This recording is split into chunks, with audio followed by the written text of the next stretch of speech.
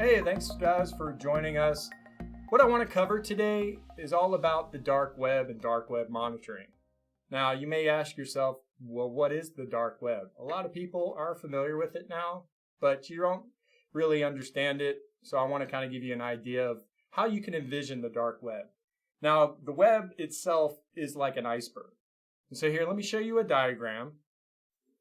And as you can see, it's a big iceberg, and the top layer is everything we know as consumers, as users on the internet.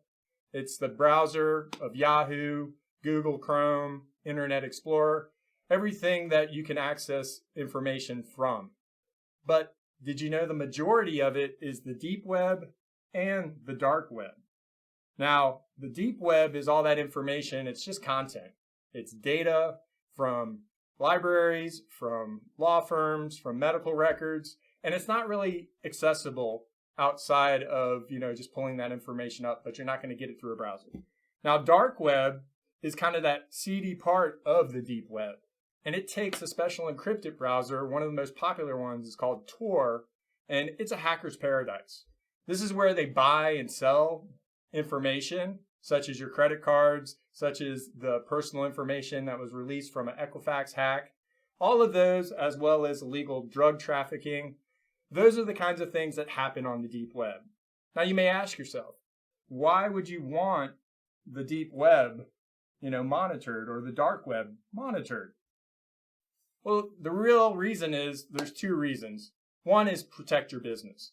Now, you might have information out there on your domain itself, and you want to make sure that that information or those credentials can't be hacked. But the bigger and the more important, I think, reason you want to consider dark web monitoring, and before I do that, let me take a step back. Dark web monitoring, what it does, it's looking for that information on the dark web, and it actually gives us an alert so that we know that information or those credentials have been compromised. And so the biggest thing you want to think about is when you hire that new employee. Well, the employee might come and bring his personal account. He'll bring his Gmail, his Yahoo account, and Yahoo's been hacked many times. You've heard about it. Well, if they're using those same credentials and they bring that onto your Office 365 account, onto any of your company accounts themselves, well, when they put that in, a hacker, if he already has that information and he finds that your company also is part of the credentials, they can easily get into your system.